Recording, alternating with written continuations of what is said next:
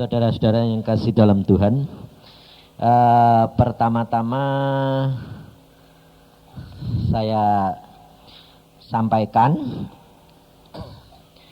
bahwa bulan Agustus itu saya mulai masuk dalam doa puasa.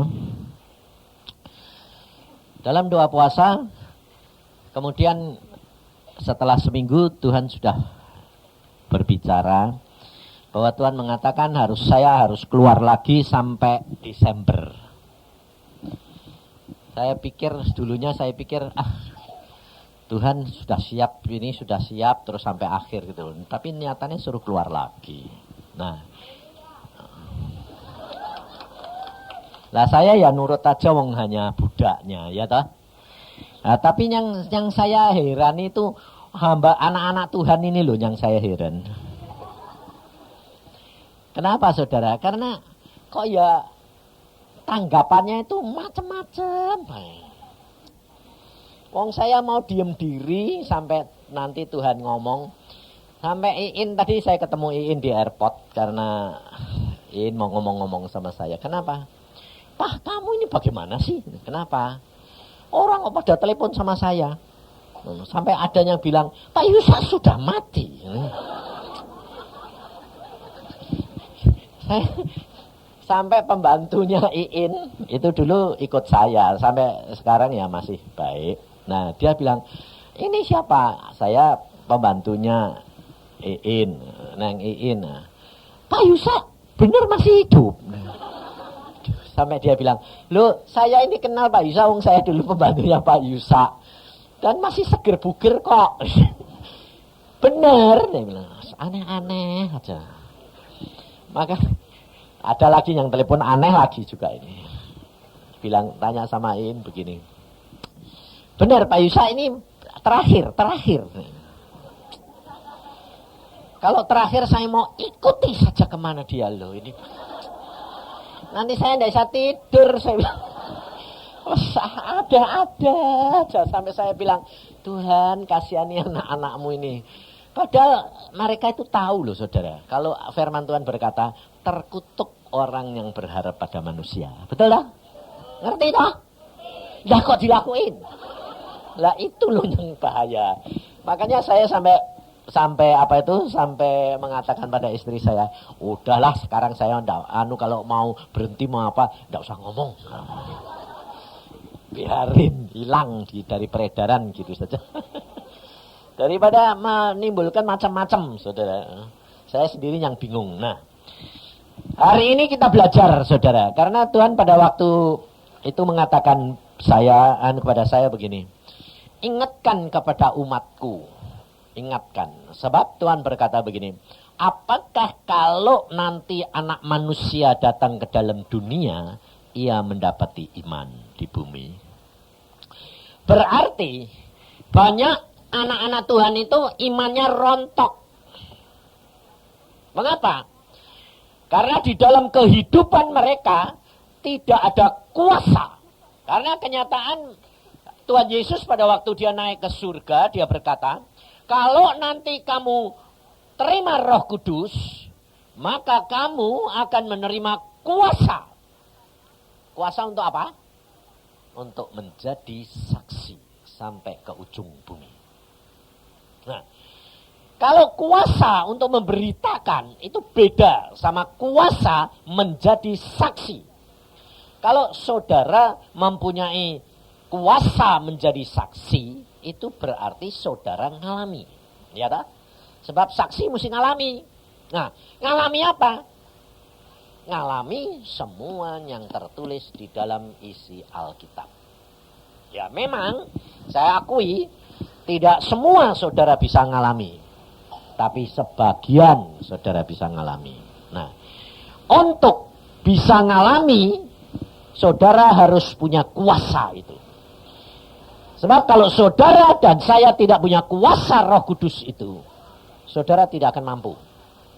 Contohnya, saudara tidak akan dapat berubah watak dan perangaimu kalau engkau tidak ada kuasa Roh Kudus untuk mengubah sehingga berbuah menjadi buah-buah roh.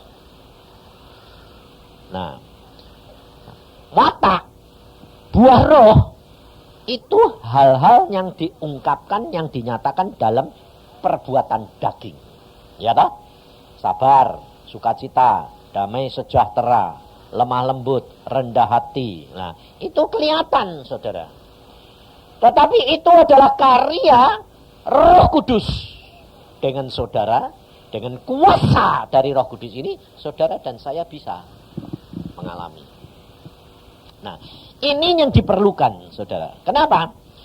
Karena pada waktunya nanti setan akan diberi kuasa oleh Tuhan.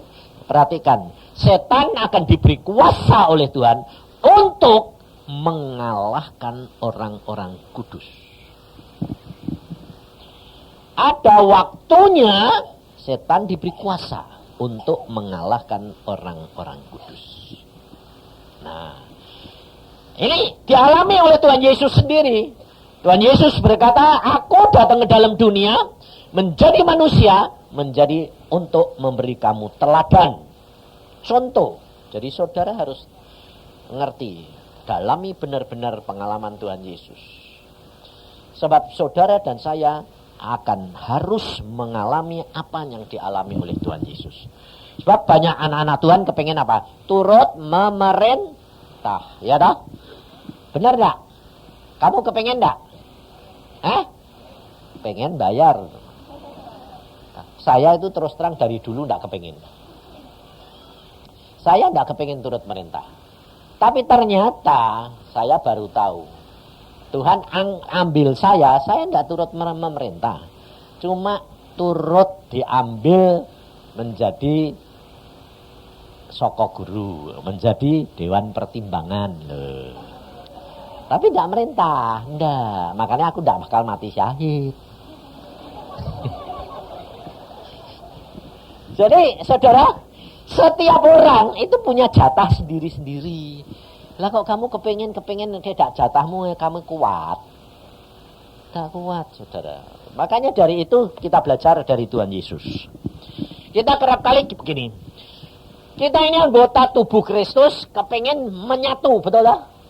Gak bakal bisa kalau tidak kamu pikiran dan hatimu tertuju kepada Tuhan. Gak bisa. Karena apa? Karena kita ini sudah jadi turunannya orang yang kena kutuk. Karena gara-gara makan buah pohon. Nah, sekarang saya tanya. Di tengah-tengah Taman Firdaus itu ada berapa pohon? 2 toh? Pohon kehidupan sama pohon pengetahuan. Yang nggak boleh dimakan yang mana? 2 apa 1? 1. Yang tidak boleh dimakan adalah buah pohon pengetahuan. Makanya setelah dia makan, karena Tuhan berkata kalau kamu makan, kamu mati. Maka setelah dia makan, Allah berkata, jaga, jangan sampai dia mengambil buah pohon kehidupan. Karena nanti tidak bisa mati. Jadi dosa terus. Nah, jadi makanya itu dihalangilah. Tuhan Yesus janji. Kalau saudara dan saya percaya kepada dia. Dan nanti kalau sudah selesai di dunia, daging ini dimatikan. Dan diganti dengan daging yang baru. Rohmu, lah kamu nanti diberi makan buah pohon kehidupan. Nah, supaya kamu tidak bakal mati. Justru Tuhan itu sayang, saudara. Kenapa? Karena di samping dia kasih, dia itu adil. Jadi kalau kamu sudah makan buah pohon pengetahuan baik dan jahat, itu kan harus mati toh. Nah, mati itu artinya hubungan dengan Allah putus. Kemudian kalau kamu makan buah, langsung makan buah pohon kehidupan, jadi dosa terus, tapi nanti dihukum terus. Jadi tidak bakal ada kebebasan. Nah, maka dari itu, buah pohon kehidupan tidak boleh dimakan dulu, sampai Yesus turun mengganti, membayar dosa saudara dan saya. Maka dari itu kita belajar dari Tuhan. Kalau saudara dan saya mau menjadi bagian tubuh Kristus dan bisa bersatu, hanya ada satu cara. Caranya apa? Kita baca di dalam Yohanes pasal yang ke-12. Kita akan belajar hal ini karena apa? Karena nanti saudara harus masuk ke dalam kuasa ini loh. Kuasa yang Roh Kudus berikan kepada saudara dan saya. Karena dengan kuasa itu, kamu nanti sanggup menghadapi segala perkara. Yohanes pasal yang 12, mulai ayat yang ke-20. Di antara mereka yang berangkat untuk beribadah pada hari raya itu, terdapat beberapa orang Yunani. Orang-orang itu pergi kepada Filipus yang berasal dari Betsaida di Galilea, lalu berkata kepadanya, "Tuan, kami ingin bertemu dengan Yesus." Filipus pergi memberitahukannya kepada Andreas. Andreas dan Filipus menyampaikannya pula kepada Yesus. Tetapi Yesus menjawab mereka, katanya, "Telah tiba saatnya Anak Manusia dimuliakan. Aku berkata kepadamu, sesungguhnya jikalau biji gandum tidak jatuh ke dalam tanah dan mati, ia tetap satu biji saja. Tetapi jika ia mati, ia akan menghasilkan banyak buah. Barang siapa mencintai nyawanya, ia akan kehilangan nyawanya. Tetapi barang siapa tidak mencintai nyawanya di dunia ini, ia akan memeliharanya untuk hidup yang kekal. Barang siapa melayani aku, ia harus mengikut aku. Dan di mana aku berada, di situ pun pelayanku akan berada. Barang siapa melayani aku, ia akan dihormati Bapa. Sekarang jiwaku terharu. Dan apakah yang akan kukatakan? Bapa, selamatkanlah aku dari saat ini. Tidak, sebab untuk itulah aku datang ke dalam saat ini. Bapa, muliakanlah namamu. Maka terdengarlah suara dari surga. Aku telah memuliakannya dan aku akan memuliakannya lagi. Orang banyak yang berdiri di situ mendengarkannya berkata bahwa itu bunyi guntur. Ada pula yang berkata seorang malaikat telah berbicara dengan dia. Jawab Yesus, suara itu telah terdengar bukan oleh karena aku, melainkan oleh karena kamu. Sekarang berlangsung penghakiman atas dunia ini. Sekarang juga penguasa dunia ini akan dilemparkan ke luar. Dan aku, apabila aku ditinggikan dari bumi, aku akan menarik semua orang datang kepadaku. Ini dikatakannya untuk menyatakan bagaimana caranya ia akan mati. Sampai di sini. Nah, saudara perhatikan. Saudara dan saya untuk mengerti firman Tuhan, artinya bicaranya Tuhan, itu tidak gampang. Sebab cara berpikirmu bukan cara berpikir Tuhan. Maka dari itu saudara mesti hanya dengan Roh Kudus saudara bisa. Kalau saudara tidak, rohmu tidak nempel sama Roh Kudus dan percaya Yesus, Roh Kudus masuk, saudara tidak akan dapat mengerti firman Tuhan. Maka banyak orang yang dapat nubuatan, dia tetap tidak bisa mengerti maksud nubuatan itu. Selalu nangkepnya salah. Nah, salah satu bukti firman Tuhan ini. Tuhan Yesus berkata apa? Bapa, muliakanlah anakmu. Lalu Bapak jawabnya apa? Aku sudah muliakan dan aku akan memuliakannya lagi. Nah, saudara, caranya bagaimana Yesus dimuliakan? Jalannya untuk Yesus dimuliakan apa? Disalib. Bayangin coba. Coba ngerti enggak? Untuk dimuliakan, Yesus harus disalib. Harus mati toh? Nah, jalannya itu mati. Makanya dia berkata, kalau satu biji mati, jatuh tanah ditanam, dia akan berbuah banyak. Nah, jalan ini saudara itu kerap kali perhatikan jalannya atau hasilnya. Saudara kerap kali jadi anak Tuhan, aku akan memuliakan engkau. Sing mbok pikiri apa? Hasil itu. Enggak pernah mikir jalan itu. Makanya enggak sampai-sampai. Demikian juga saudara dinubuatkan. Tuhan akan memberkati engkau berlimpah-limpah. Langsung pikirannya apa? Duit. Lah, itu yang menyebabkan saudara itu enggak pernah sampai kepada janjinya Tuhan, saudara. Maka dari itu saudara, kita harus dalami akan firman Tuhan ini dengan pimpinan Roh Kudus. Saudara harus berani. Tadi kan dipimpin sama Ami, diminta perang. Sebetulnya itu perang sama siapa toh? Selalu diajak perang mesti sama iblis. Padahal harusnya itu pertama sebelum sama iblis itu sama dirimu ini loh. Merangi awakmu dheweke susah setengah mati kok sama iblis. Kok kayak jago-jago. Iblis itu tidak punya darah daging. Kamu merangi dagingmu susah setengah mati. Bayangin. Maka dari itu saudara itu kita harus sadar. Sebab Alkitab lo ngomong. Tidak ada Alkitab. Kalau kamu bisa menang sama iblis, kamu lebih dari seorang pahlawan. Tidak ada. Tidak ada. Tapi Tuhan, Alkitab bilang apa? Kalau kamu bisa memenangkan terhadap dirimu sendiri, kamu lebih daripada seorang pahlawan. Ini loh.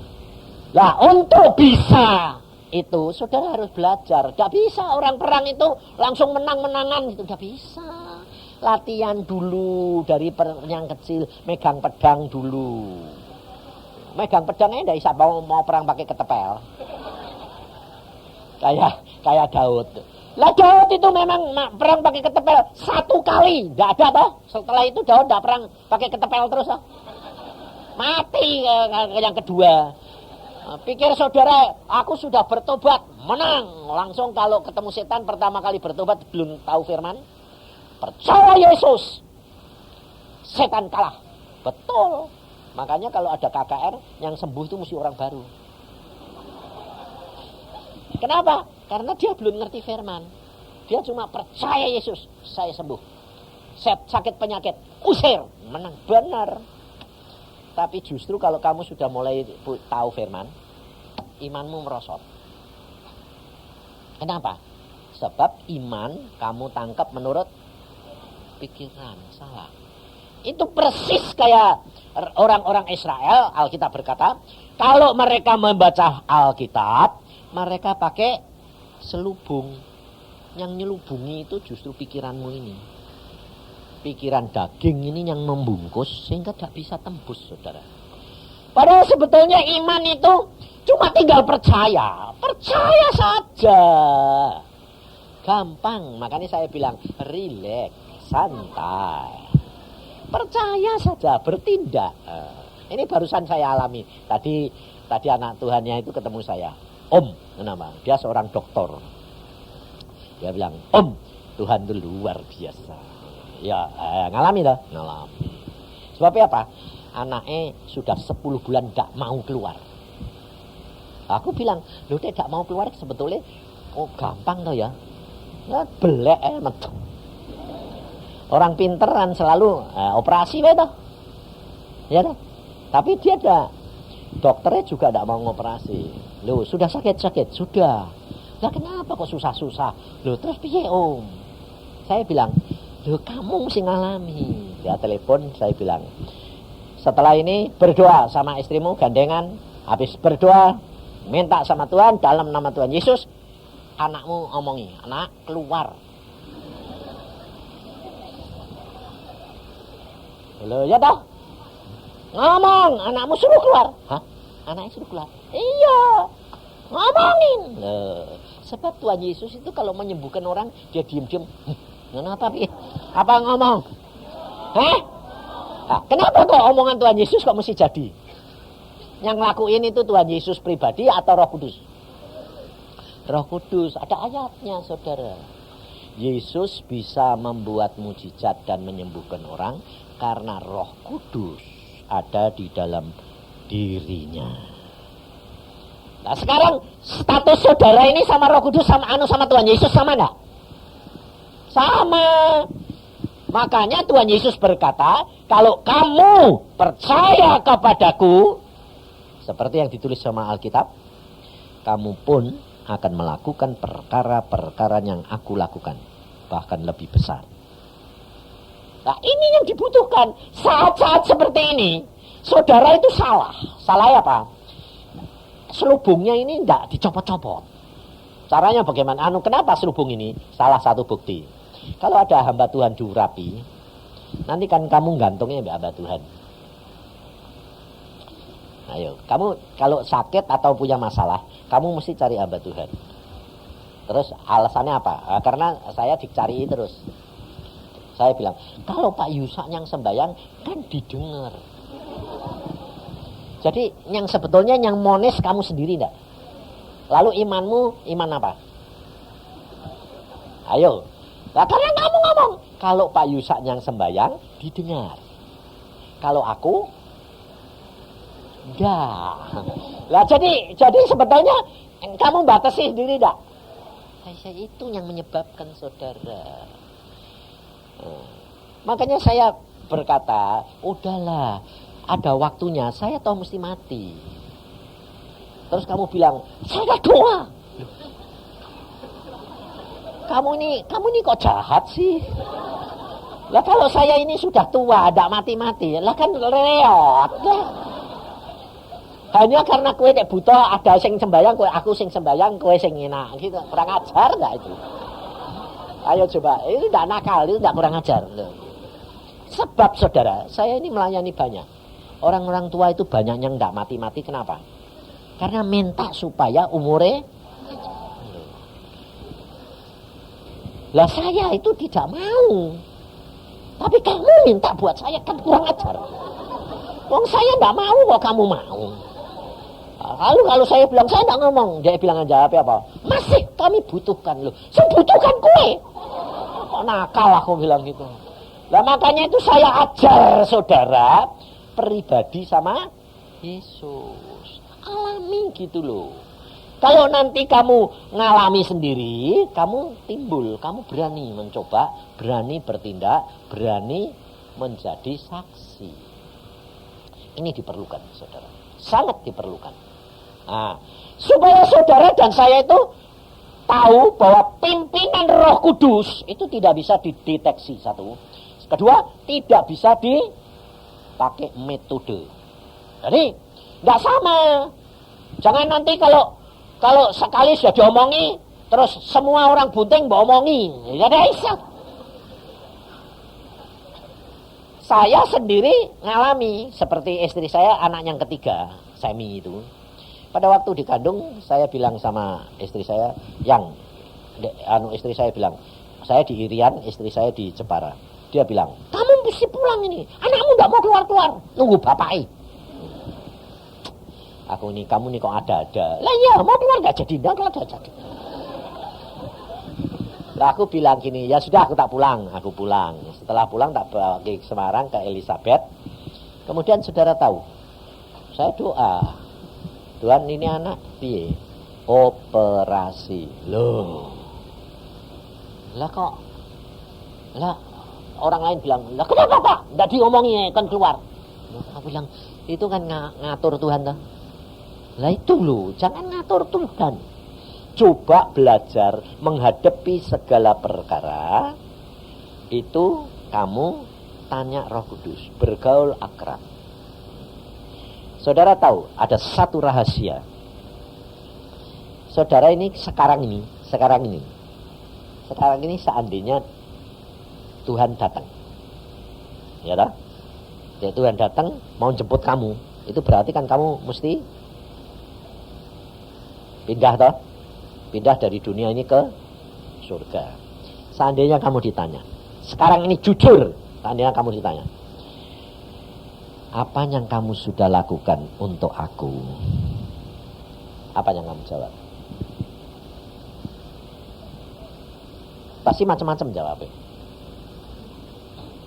Ya dah? Ada yang bilang, aku sudah melakukan tugas yang kau berikan. itu salah satu dah. Ya dah? Terus satu, aku sudah belajar melayani engkau. Ya dah? Halo? Saudara, saya sendiri ditanya Tuhan. Waktu saya sembahyang jam 3, dia bilang, kaget saya. Dia bilang, Yusa, loh, saudara tahu, kadang-kadang itu Tuhan tuh datang, itu saya enggak ngerasain apa-apa. Jangan Tuhan mau datang, suasananya.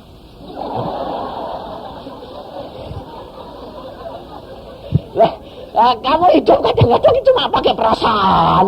Memang benar, sebab Alkitab berkata, kecaplah dan lihatlah. Jadi kadang-kadang bisa dikecap, dirasain, kadang-kadang bisa dilihat, kadang-kadang bisa didengar, tapi tidak selalu. Jadi jangan kamu batasi bahwa Tuhan itu mesti begini. Nah, contohnya Biliam, Nabi lah. Nah, dia setiap kali kalau mau bicara sama Tuhan, ngerti tidak?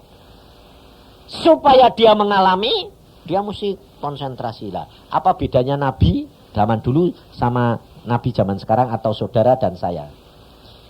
Bedanya apa? Ayo. Nabi zaman dulu punya Roh Kudus enggak? Loh, ayo.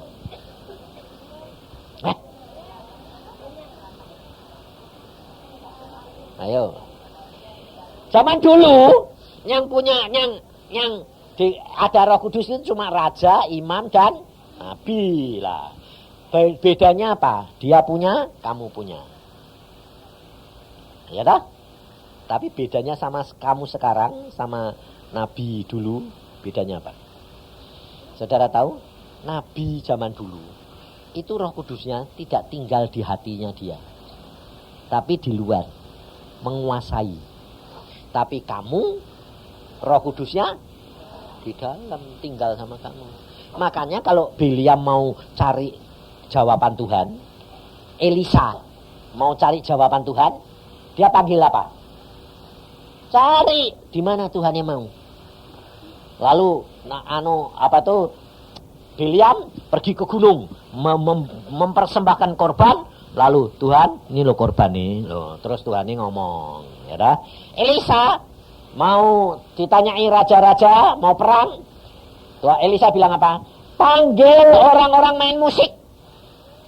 Sebab Tuhan duduk di atas pujian. Loh, jadi Tuhan ini di luar apa di dalam?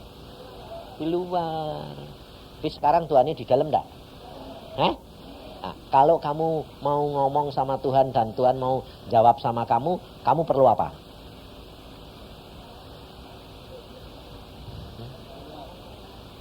Perlu apa? Nggak perlu apa-apa, perlunya apa? Ngomong.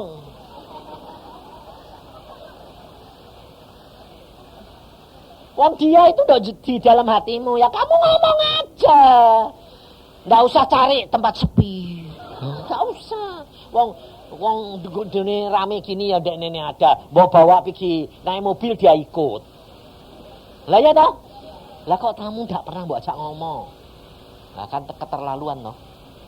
Makanya itu praktek gitu loh. Nah, bagaimana caranya supaya saudara seperti Tuhan Yesus? Saudara perhatikan ayat yang pertama tadi, orang-orang pada datang cari Yesus.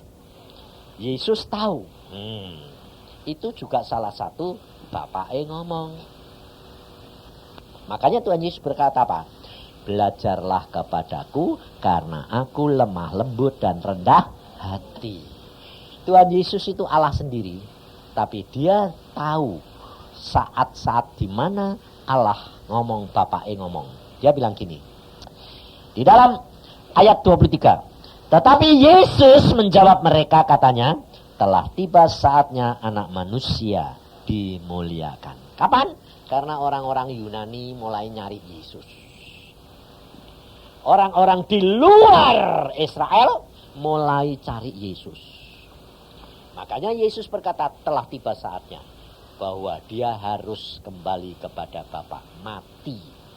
Sebab dia berkata, kalau nanti aku nak dimuliakan naik ke atas kayu salib, aku akan menarik semua orang datang kepadaku.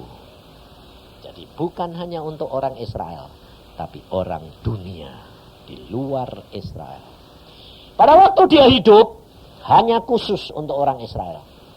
Tetapi dia berkata, kalau aku nanti mati, maka aku menarik semua orang. Nah, makanya pada waktu orang Yunani mulai cari dia tahu tiba saatnya. Ngerti saudara? Jadi Tuhan itu kadang-kadang ngomong melalui apa? Tanda-tanda. Melalui situasi dan kondisi. Saudara perhatikan sekarang. Di seluruh dunia terjadi keributan. Di seluruh dunia terjadi gempa bumi dan kelaparan. Di seluruh dunia terjadi peperangan. Suku lawan suku, bangsa lawan bangsa. Ini sebetulnya sudah tanda-tanda Tuhan mau datang enggak? Iya. Lah kok kamu enggak siap-siap? Maka dari itu pakai dulu rumah tangga di mana ada satu orang yang benar-benar mengenal Tuhan dan seluruh keluarga nanti diselamatkan. Ini penting, saudara. Kalau kamu satu keluarga ini punya kuasa hidup dengan Tuhan, firman dan Roh Kudus, kamu punya kuasa, keluargamu nanti cari Yesus. Sebab apa? Ya seperti yang saya alami ini. Nanti kalau ada apa-apa yang sulit selalu cari. Sembahyang dong. Ya dah, cari kamu. Jadi tidak usah cari hamba Tuhan. Cari hamba Tuhan susah. Kalau satu keluarga ada satu, tidak usah cari-carian toh. Wong pasti ada satu kok. Nah, lumayan toh. Nah, lebih-lebih kalau bisa semua. Hebat itu. Jadi harusnya itu bapak tidak bisa ibune, tidak bisa anaknya. Di keluarga saya, di ayah saya yang pertama dipakai adalah saya, anak. Bukan papa, bukan mama, anak. Jadi jangan membatasi. Tuhan mau memilih siapa, tidak urusan. Tapi yang penting, saudara, kamu harus punya kuasa. Tetapi untuk punya kuasa, saudara harus ngalami. Baca firman dan alami firman itu hari demi hari. Praktek. Nah, saya pertama kali prakteknya apa? Gila-gilaan. Anak kecil tidak tahu loh. Pokoknya dalam nama Yesus sembuh. Nah, sakit, tidak mau minum obat. Nekat. Nah, tidak tahunya tambah lama tambah sakit loh. Aku bilang loh kok tambah sakit? Kok aneh? Nah, itu tergantung. Nanti kalau sudah tambah sakit, ada yang ya sudah. Imannya cuma orang tidak sampai ya tambah obat. Itu latihannya gitu. Tapi kalau imanmu sampai seperti yang saya alami, saya tambah sakit, tidak apa-apa, mati nanti dibangkitkan Yesus. Nah, kamu berani nekat gitu sampai. Sebabnya apa? Tuhan itu hampir tidak pernah mau bertindak sebelum mentok. Jadi dia wis kepepet-pet, wis tidak ada jalan, dia baru bertindak. Nah, itu yang menyebabkan orang tidak berani. Nah, mepete orang itu apa toh? Mepete orang apa? Mati. Iya toh? Mepete itu mati toh? Nah, contohnya ini, wis utangnya miliatan. Mepete apa? Mati. Lah dek anu ya masuk penjara dah. Baru masuk penjara dia ancam be orang enggak, ambek sing ngutangi. Dia ancam. Tidak bayar tak pateni. Mati meneh. Makanya saudara itu harus berani karena Alkitab sudah ngomong. Makanya saya kalau ngajari gini. Ada orang utang. Ini orang utang ini 6 miliar. Dulu, bukan 6 miliar sekarang, 6 miliar sekarang sithik. 6 miliar dulu ini. Dolar masih di bawah 1.000. Dia bilang gini, ketemu di Ciloto, di tangga. Anak muda, masih muda tapi sudah sama istrinya. Ada anaknya. Pak Yusa, tolongin dong. Tolongnya apa? Dia turut retreat. Tolongnya apa? Aku ini hidupku kayak kucing-kucingan. Loh, hidup kucing-kucingan? Ngapain kamu ini? Lah aku ini dicari mau dibunuh apa? Lalu dia bilang, geng, aku ini dicari Pak, mau dibunuh. Sampai anakku sekarang tak titipin. Ambek mamai, tak sumput ke, dia udah mati Pak. Anakku atau istriku atau aku. Lah terus, lah aku ya kucing-kucingan terus. Lah aku kok iso berani das Ciloto. Loh, lah retreat toh Pak, gak ngerti. Wong aku sekarang di mana ya gak ngerti orangnya kok. Oh, no. Saudara tahu? Dia ngomongin ini di tangga loh. Jadi ndak khusus terus minta berdoa. Makanya dari itu saudara itu ndak usah punya pikiran Tuhan itu tanya mesti sembahyang sih gitu, ndak usah. Ngomong aja lah. Relax. Jadi pada waktu itu dia ngomong, Pak tolong tong Pak ini. Saya cuma sembahyang ini, Tuhan ini orang piye toh suruh apa?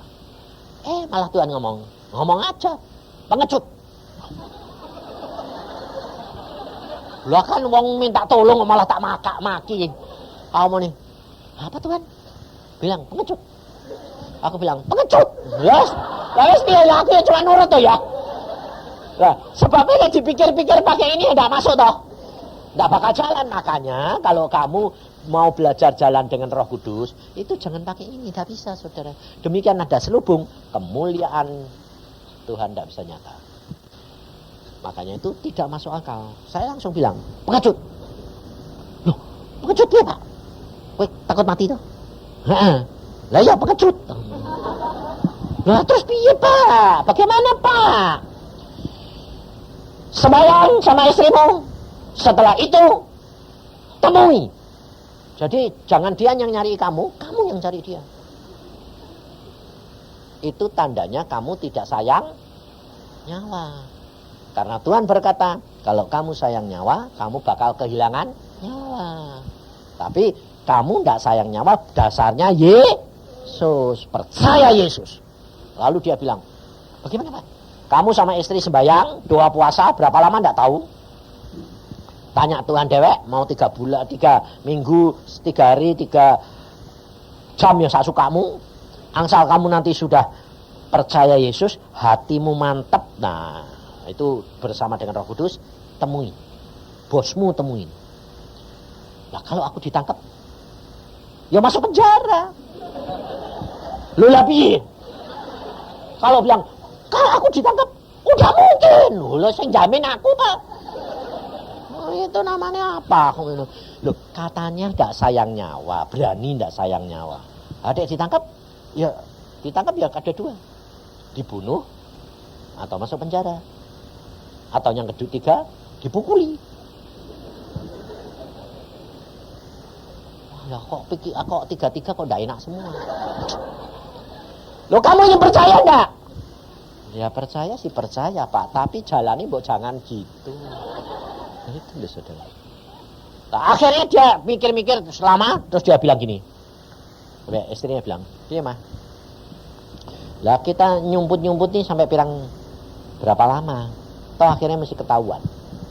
Ketahuan pasti dipukul, dibunuh, atau masuk penjara. Wes lah Pak, yuk nekat yuk. Nah, istrinya penolong bagus. Nekat Pak. Wes mani, ya wes. Wes jalan ke. Nah, aku ya tidak tahu namanya, ya tidak kenal dia, ketemu nih ya tidak tahu. 2 bulan atau 3 bulan ketemu lagi, dia bilang, Pak Isa, lu siapa kowe? Aku sih ketemu dok tangga loh Pak. Bagaimana? Tuhan luar biasa. Kenapa? Dia temuin sungguhan. Datangnya tidak sendiri, sama istrinya sekalian. Wah, dia mati wong loro. Jadi dia nemuin bosnya ketemu, dia kaget, dia bilang ini, kamu dicari kok tidak ada, sekarang kok muncul. Terus dia bilang, Pak saya sekarang jadi anak Tuhan Yesus, jadi menyerahkan diri. Rela Bapak apakan, apa saja saya ngaku, ini loh Pak, saya dulu itu utangnya itu gara-gara ini bukti-buktinya, tidak bayar, yang tidak bayar bukan saya makan, tapi ini keadaannya. Nah sekarang mau Bapak apakan terserah, saya rela. Bapak bunuh saya mau, Bapak pukul saya mau, Bapak masukkan penjara saya mau. Tidak usah cari Pak, saya nyerahin diri sekarang. Ngerti saudara? Ada kuasa Tuhan mengubah hati bosnya, bukan Kristen. diubah. Dia bilang, kenapa tidak dari dulu kamu gini? Dia bilang, lah dulu belum ngerti ya Pak. Sekarang jadi anaknya Yesus, tahu percaya Yesus jadi ngerti. Bagaimana kalau saya percaya kamu lagi? Ya Bapak buktikan. Saudara tahu? Dipercaya lagi. Sehingga akhirnya dia dalam waktu 3 bulan sudah bayar separuh. Luar biasa enggak? Tuhan itu sanggup mengubah kutuk jadi berkat.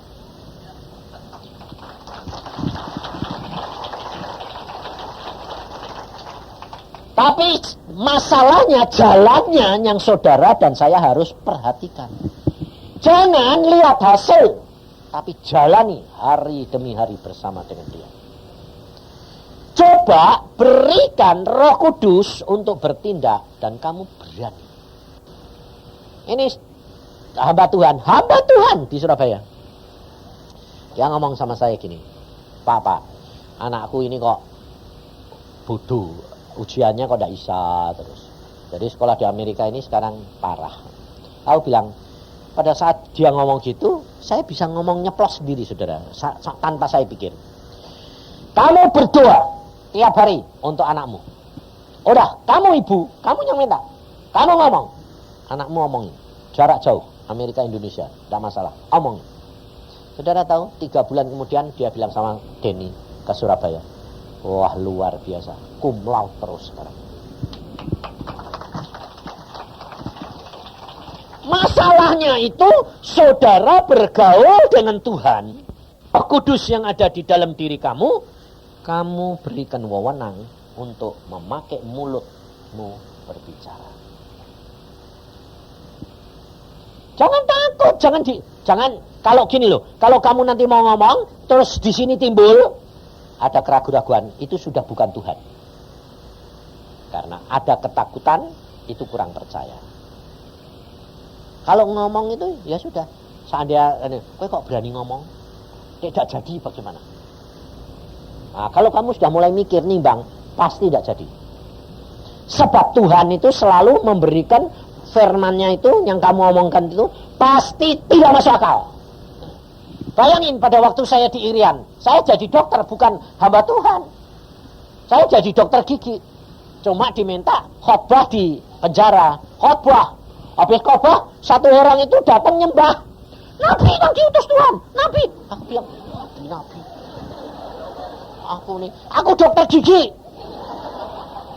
Terus dia bilang, Nabi diutus Tuhan. Nabi itu. Aku bilang, dokter gigi. Orang peduli dia. Nabi diutus Tuhan. Nabi diutus. Aku bilang, ini orang bagaimana sih? Aku bilang. Nah, dan semua itu narapidana, saudara. Saya muter, dia turut muter. Pokoknya dia tidak mau pergi. Aku ini berdiri, tidak mau sebelum ngomong. Aneh tak? Jadi maksa ngomong. Nah, aku ngomong gini mbak Tuhan. Tuhan, aku ngomong apa?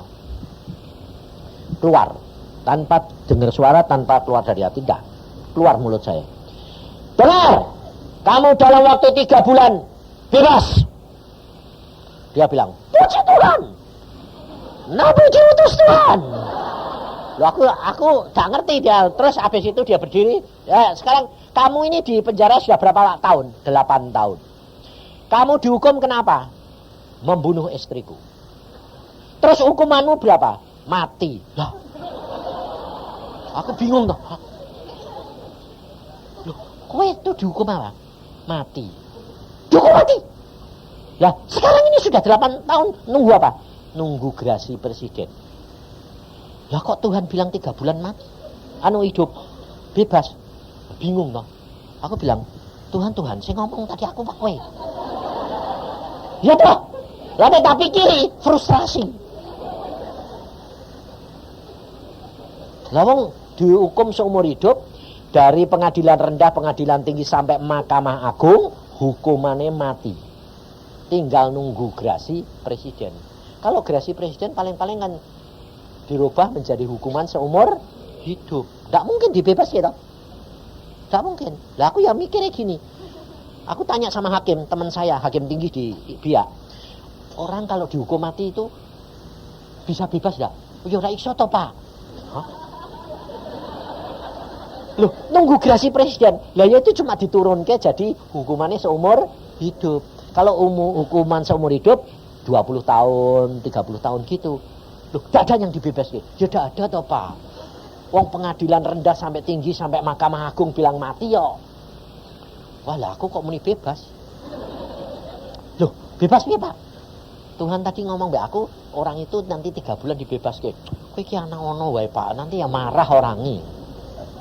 Aku bilang, ya sudah. Nah, daripada aku sampai rumah ngomong mbak istriku, yang tadi ada peristiwa gini. Loh, kok ono. Aku bilang, lah Tuhannya ngomong gitu, ndek ini sing ngomong kok nabi kok.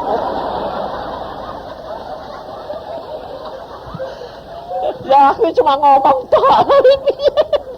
Loh, makanya karena saya ngalami, jadi saya itu tahu bahwa luar biasa Tuhan. Setiap omonganmu itu jadi. Ya dah? Makanya ngalami.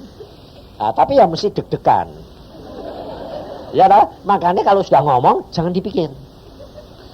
Sebabnya tak dipikir nanti deg-degan. Makanya ikut Yesus itu ngeri-ngeri sedang. Jadi ngeri ini itu pada waktu jalan terus sudah sampai baru sedih banget. Dan semua jadi kok. Jadi saudara. Akhirnya 3 bulan dia datang ke rumah nyembah lagi. Aku bilang, ada apa kok nyembah-nyembah? Loh Pak, saya ini orang yang di penjara itu. Nah terus? Loh 3 bulan yang lalu itu loh Pak. Saya bebas Pak. Hari ini presiden membebaskan. Biasa Tuhan. Luar biasa Tuhan. Tapi memang aneh-aneh. Tuhan tuh aneh-aneh. Ngomongnya aneh-aneh. Misalnya nyeplos dewek ini. Nah, makanya itu kamu bilang sama Tuhan, Roh Kudus bilang gini, Tuhan silahkan engkau beracara.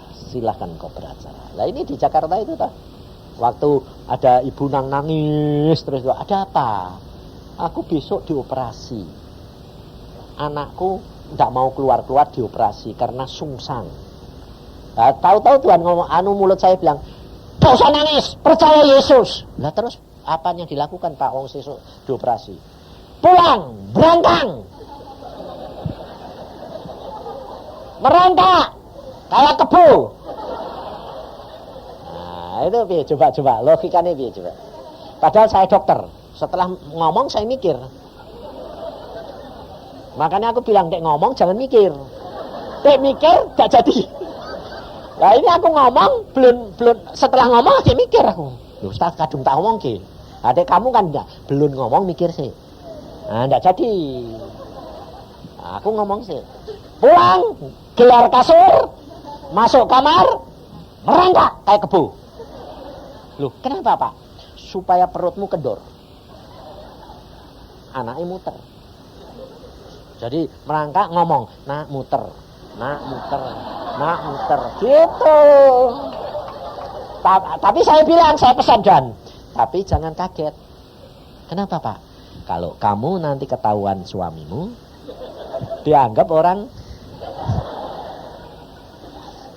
lawang besok dioperasi kok malah semalam suntuh muter-muter kayak kebu. Nah dijalani saudara. Bener. Tengah malam suaminya cariin.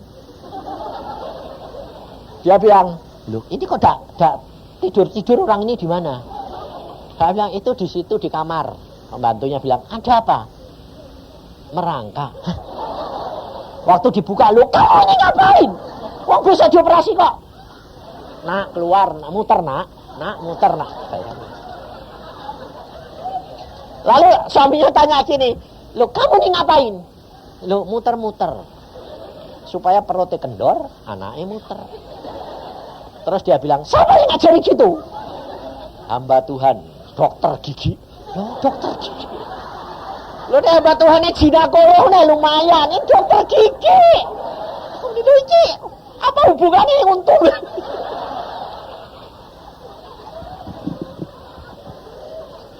Lalu dia bilang, wis lah papa tidur aja. Oh ini memang Tuhan bilang gitu tak jalanane lah Pak. Oh ngawur kowe. Lah besok dioperasi kok malah ndak istirahat. Wis dah biar nek ngantuk nanti aku tak tidur. Dek bangun ya muter lagi. Saudara tahu besoknya jam 9 masuk kamar operasi saudara. Jadi jangan pikir kalau sudah gitu terus mujizat terjadi langsung. Enggak. Masuk kamar operasi tetap. Nah, enggak diperiksa sama dokter. Waktu sudah disiapkan alat operasi semua, baru perutnya dipegang, dilihat. Loh, lah kok kepalanya sudah di bawah? Ya enggak usah operasi. Udah diinfus saja nanti kan keluar. Enggak jadi diinfus. Waktu diinfus dia bilang, loh Bu, kok bayi ini kok sudah muter? Tadi malam belum muter, kok pagi sudah muter? Loh bayi kan tidak bisa semalam muter, tidak bisa. Beberapa hari saudara. Loh kok muter? Ibu pijat? Enggak. Diputer-puter? Enggak. Lah ngapain? Berangkat. Lah kok teori baru? Kok merangkak? Lah tapi nanti jangan ada orang ke benteng merangkak. Aduh, jangan niru-niru loh ya. Sembayang saya tanya tuh.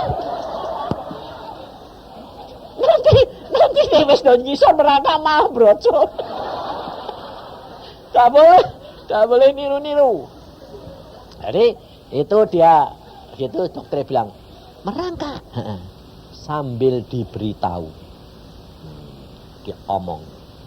Jadi cuma tidak merangkak tak saudara, sambil diberitahukan. Ucapkan. Ucapanmu didengar dan dilakukan. Kenapa? Karena ada ayatnya. Baca di dalam Yesaya 26. Yesaya 26 ayat 12. Silakan. Ya Tuhan, perhatiin, ini penting sekali. Ya Tuhan, Engkau akan menyediakan damai sejahtera bagi kami. Engkau akan menyediakan damai sejahtera bagi kami, sebab segala sesuatu yang kami kerjakan, Engkaulah yang melakukannya bagi kami. Jadi, saudara tinggal percaya Yesus.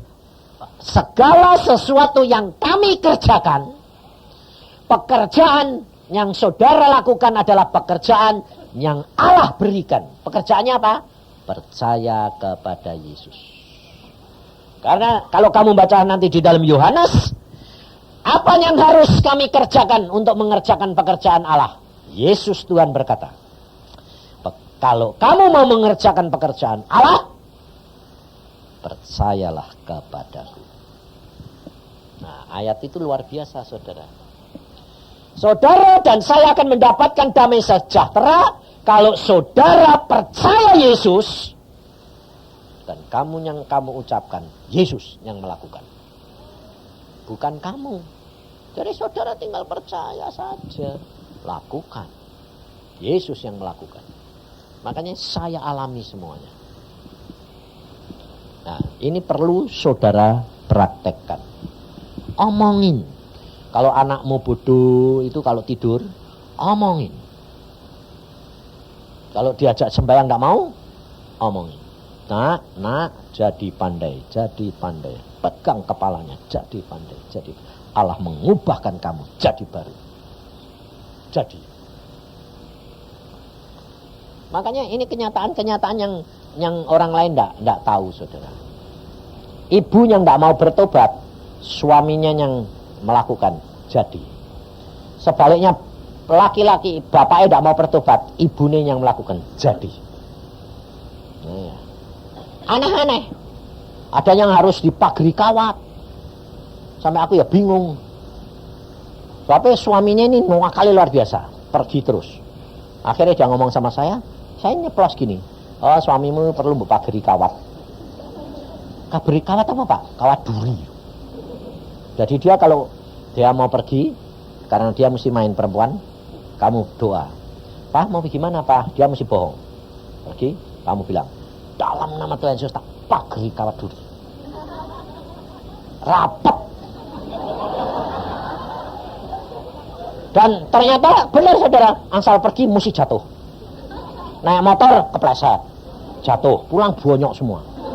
Kalau pulang jangan bilang rasain loh, jangan. Dia pulang rawat, saya bilang kasihi. Dirawat sama dia, dirawat Sakit, Pak. Sakit. Nah, papa nakal loh. Papa tadi kemana? Oh, aku enggak kemana-mana, cuma belok. Nah, tujuannya sana belok. Ya kena. Ya makanya tak pas, jangan belok-belok. Terus naik mobil, saudara. Dia pikirnya naik mobil lah kan. Sudah sembuh, naik motor jatuh, naik mobil. Pager lah. Pager. Tabrakan mobil. Lupa kok tabrakan. Ayo kakiku sampai kesleo. Nah, diurut lagi.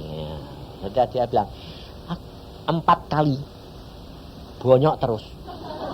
Terus akhirnya bilang, ini aku kok asal mau menceng kok tidak bisa. Terus dia bertobat. Dia bilang ke istri ini, aku tahu kamu berdoa ya. Ya. Tahu tak bilang tak khawatir. Jangan. Kemplang gue nanti. Aku berdoa Pak, jadi kalau pergi lurus, jangan belok. Terus bilang, kok aneh ya, setiap kali kok mesti bonyok. Lah ayah, lalu sudah bertobat, sekarang jadi hamba Tuhan. Nah, pada waktu saya kembali ke Surabaya, dia bilang, istrinya bilang ini, Pak, bagus Pak, sudah bertobat. Terus dia bilang, piye? Kenapa ya Pak? Kok aneh ya Pak? Kowe tak ngerti tak? Tak ngerti Pak. Istrimu doanya manjur tak? Hebat tuh Pak. Dia tidak pernah marah, tapi kok aku angsal pergi, aku yakin pasti didoain Pak. Angsal menggok mesti jatuh, tabrak mobil, mesti Pak. Lah iya itu, kenapa ngerti? Tak ngerti Pak. Aku dipageri kok. Dipageri apa? Tak kasih tahu. Kawati buri. Jadi dek kowe menceng, bonyok, kecocok. Kowe to sing ngajari to. Aku iki. Yang penting kan bertobat. Dan akhirnya bertobat saudara. Bertobat benar sekarang jadi hamba Tuhan. Nah, yang satu. Noah kali juga luar biasa. Yang satu ini kemarin dulu ke rumah saya. Dia suamimu bagus. Cinta Tuhan Pak. Kenapa? Dia turunan dari keraton. Jadi orang Nah, memang nakali luar biasa. Nah, kepala ini kan tidak boleh dipegang. Orang keraton tidak boleh. Istri gak boleh loh megang kepala. Nah, tapi pada waktu itu justru Tuhan itu lucu. Ngomongnya gini, pegang kepala ini. Terus dia bilang, gak bisa Pak. Lah kok Tuhan bilang suruh megang kepala ini? Suamiku itu gak boleh Pak, kepala ini dipegang. Lah kok Tuhan bilang pegang kepala ini? Akan aneh, bertentangan toh. Tapi aku bilang, coba renungkan. Kalau Tuhan ngomong gitu, itu pasti ada kesempatan. Coba renungin kapan kamu bisa megang kepala ini. Terus dia bilang, oh iya Pak, sewaktu-waktu dia suruh nyabuti uban nih. Nah, kesempatan. Sewaktu-waktu minta ubannya dicabuti Pak. Lah itu. Jadi dia kalau dicabuti kan di bawah. Suami istri ini duduk di kursi, suami ini kan di bawah. Kalau enggak kan enggak bisa nyabuti uban nih, dipilihin satu. Dia enggak cepat-cepat jedut-jedut dah. Dalam nama Yesus. Roh jinat cabut. Dalam nama Yesus bertobat. Bertobat. Jadi cara Tuhan itu aneh-aneh, tidak bisa diatur. Nah, yang perempuan yang tidak mau tobat itu 15 tahun, tidak mau tobat itu. Bapaknya orang Cirebon itu, dia bilang, aku bilang ini, Pak, ini bagaimana sih suami istriku tidak mau tobat-tobat, sudah tua ya kok Pak. Terus Tuhan bilang gini, praktek kasih. Aku bilang, praktek kasih. Loh, piye Pak? Aku sudah mengasihi. Enggak, kamu mesti praktek. Lah terus piye? Aku terus, lah piye Tuhan prakteknya? Dia tidak pernah ngerangkul istri ini. Oh. Nah gini, dia tidur, tahu-tahu pulang dari sini terus mbok rangkul ngono kan. Kaget. Curiga. Jadi tidur, kowe jangan tidur dulu, dia tidur dulu, wis tidur ngorok, wis tanganmu tumpangin, rangkul. Tapi rangkul mbek tengkingi. Bertobat. Dalam nama Tuhan Yesus, bertobat. Ya ta? Mbek dilus-lus ngono. Tobat. Ngerti? 2 minggu kemudian jangan diomongi. 2 minggu kemudian dia pergi gereja minggu-minggu. Istrinya bilang, "Pak, mau kemana?" "Mau gereja." "Aku ikut." "Hah? Mau ikut gereja?" "Ya." "Bertobat?" "Ya." "Kenapa?" "Papa sejak 2 minggu menunjukkan kasih. Belum pernah aku dirangkul tiap malam."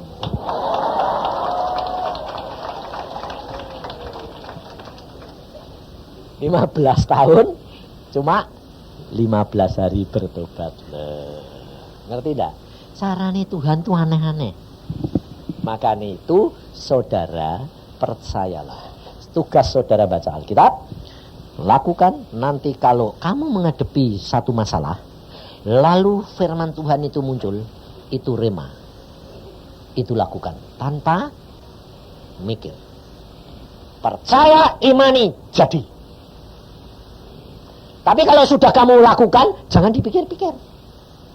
Jangan gini, mana, kok tidak ada apa-apa.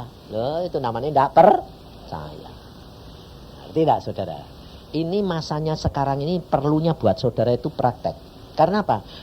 Tuhan berkata gini, ada masanya iblis nanti diberi kuasa untuk mengalahkan orang kudus. Sehingga kalau setan nanti diberi kuasa untuk mencobai kamu, ya toh, kamu tinggal tanya sama Tuhan Roh Kudus, apa yang aku harus lakukan. Nah, kalau belum waktunya kamu harus mengusir dia, diam, jangan bertindak. Makanya kalau ngusir setan, itu tanya Roh Kudus, jangan pakai tenagamu sendiri. Nah, lalu kamu menghadapi segala sesuatu, jangan bilang. Kalau yang pertama boleh, orang yang baru bilang, tak imani, boleh. Karena kamu belum mengerti banyak tentang firman. Tapi kalau kamu sudah ngerti firman, tidak boleh. Kamu harus berkata, apa Tuhan yang aku harus lakukan. Jadi jangan dari kamu, tak imani kehendakmu, hati-hati. Sebab kalau kamu ikut-ikut, Tuhan tidak akan mau bertindak. Ada grade-nya, ada tingkatan-tingkatannya. Maka dari itu saya sampai sekarang tidak pernah minta-minta, tidak pernah bertindak sendiri. Selalu tanya, maumu apa? Gak usah tunggu sampai, lah kok Tuhan ini tidak jawab-jawab. Gak usah. Kalau kamu bilang, Tuhan maumu apa? Tuntun aku. Sudah. Tidak dengar, jangan dipikirkan. Kamu bertindak saja sesuai dengan apa yang kamu bisa lakukan. Itu dipimpin Tuhan. Tidak usah takut. Seolah-olah kadang-kadang itu tidak masuk akal. Jalani saja. Itu Tuhan. Tuhan itu luar biasa. Ini di Surabaya, saudara. Saya diundang seorang arsitek. Karena tanah itu dibeli sama orang, mau dibangun pertokoan berapa tingkat. Saudara tahu, fondasi yang ditanam itu ada 8 beton dibuat fondasi. Diameternya itu berapa meter itu, diameternya gede-gede. Saudara tahu, ada satu tempat di tengah. Setiap jadi fondasi, dalam waktu 3 hari, hilang. Fondasinya hilang. Masuk ke dalam, hilang. Sampai akhirnya dia manggil ahli tanah, dideteksi apa dalamnya ada sungai. Kok setiap kali sudah selesai 3 hari blus hilang. Dideteksi tanahnya bagus, tidak gampang goyah. Tapi 3 kali fondasi gede ini itu berapa ton, itu puluh ton, hilang. Tidak bisa dibangun. Ternyata tanah itu milik dukun paling gede di Surabaya. Nah, akhirnya tidak bisa dibangun tak? Saya diundang. Ini anak Tuhan. Pak, tolong sih Pak, doain Pak. Bagaimana caranya Pak? Ini kok fondasi ini hilang terus. Loh, hilang piye? Jadi hilang. 3 hari hilang. Loh, tidak masuk akal lah Pak. Hilang. Nah, dalamnya dilihat tidak ada sungai, tidak ada air, tapi hilang. Saya diajak sana, saudara, sama hamba Tuhan. Masuk, tidak tahan, saudara. Masuk pintu gerbangnya itu tidak kuat. Kenapa? Baunya itu kayak bangkai. Saya mau masuk, waduh balik saya. Hamba Tuhan yang satu dia bilang, kenapa kok balik? Loh, kamu enggak bau toh? Enggak ada apa-apa. Loh, mau bau ini kayak mayat hidup. No, ini darah ditumpahkan di tanah ini itu berapa banyak ini. Bau darah yang busuk. Ngomong, oh ya betul Pak, ini punyanya kepala dukun. Kenapa? Dijual supaya tidak bisa dibangun. Nanti kan kalau tidak bisa dibangun kan dijual lagi, dibeli lagi, murah. Terus jual mahal, dibangun tidak bisa, beli lagi. Nah, ketemu saya modelnya gini. Wow, tak jadi masuk saya. Langsung tanya Tuhan, Tuhan piye ini? Itu darah. Nah, terus sana masuk, usir. Nah, sudah dapat perintah toh, masuk saya. Di mana sini? Oh, ini kok lubang lagi. Ya ini Pak, hilang terus Pak. Ya wis yo. Tak usir. Ayo cuma ngomong aja. Setan, dengar ya. Ini pekerjaan anak Tuhan. Dan kamu tidak boleh ganggu. Mulai hari ini tidak ada yang hilang. Jadi setelah itu saya bilang, sudah bangun. Tuhan bilang, sudah selesai, bangun. Tidak ada tukangnya. Tukangnya takut semua. Tidak ada. Terus saya bilang, terus ini? Tidak ada. Ya wes, terus saya panggil tukang. Sini Pak, kamu kerjain. Dibayar 2 kali lipat. Tidak berani Pak, saya jamin. Saya doakan tapi. Saya doain kamu supaya kamu keluargamu terjamin dibungkus dengan kuasa Yesus. Tidak ada apa-apa. Selamat. Jamin Pak, jamin. Kalau ada apa-apa, dibayar beberapa puluh kali. Jamin keluargamu, jamin. Seumur hidup. Ya mau harus kerjain beres. Kata-kata.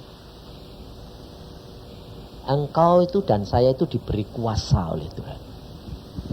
Tapi jangan pakai pikiran.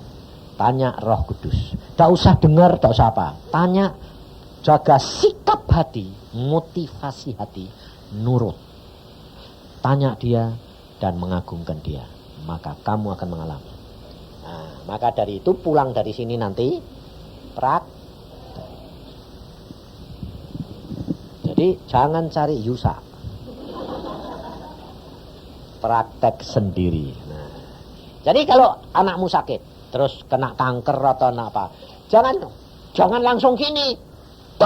Sembuh. Nah itu namanya kan kurang ajar itu. Memperalat Tuhan. Tidak boleh. Kamu berdoa. Tuhan, apa yang aku harus lakukan? Maumu apa? Itu. Nah, dengan motivasi hati yang begitu, tundukkan dirimu. Engkau bertindak dalam nama Yesus. Percaya. Kamu mengerjakan, Allah yang melakukan. Maka kamu akan mendapatkan apa? Damai sejahtera. Amin. Mari kita berdoa. Tuhan Yesus, Hamba-Mu sudah sampaikan apa yang Kau mau. Bahwa tiap-tiap anakmu harus belajar. Berdiri sendiri-sendiri. Supaya mereka mengalami bersama dengan Engkau. Dan damai sejahtera-Mu menjadi bagian mereka. Supaya mereka mengalami nyata Tuhan. Dan setiap keluarga ada yang Engkau pakai. Supaya kemuliaan Tuhan boleh nyata dalam hidup mereka. Oke, terima kasih Tuhan. Kalau Engkau mau memberi anak-anak-Mu, tadahkan tangan-Mu. Karena Tuhan mau memberi kamu kuasa itu. Asal kamu menyadari dan memberikan wewenang kepada Roh Kudus untuk bertindak buat kamu. Sesuai dengan firman-Mu Tuhan di dalam Yesaya 26:12. Bahwa Engkau menjanjikan kepada mereka damai sejahtera. Karena mereka anak-anak-Mu ini akan mengerjakan apa yang Engkau kehendaki. Dan Engkau akan melakukan bagi mereka. Dan kuasa ini Tuhan, Engkau berikan saat ini. Sesuai dengan apa yang janji-Mu. Berikan dalam nama Tuhan Yesus. Dalam nama Tuhan Yesus, terimalah, terimalah, terimalah. Tuhan yang memberi kepada kamu sendiri pribadi demi pribadi. Dan kamu katakan, terima kasih Tuhan, aku terima. Dan kau akan mengalami sendiri. Supaya kemuliaan-Mu boleh nyata di dalam hidup mereka. Supaya keluarga-keluarga ini dapat menjadi saksi-Mu. Dan Engkau kuduskan mulut mereka. Sehingga mulut dan pikiran mereka menjadi kudus. Dan mereka menjadi peka. Dan mereka mengatakan adalah Tuhan Roh Kudus yang ada di dalamnya. Terima kasih Tuhan akan kasih sayang-Mu. Karena semuanya ini anugerah-Mu semata-mata. Dalam nama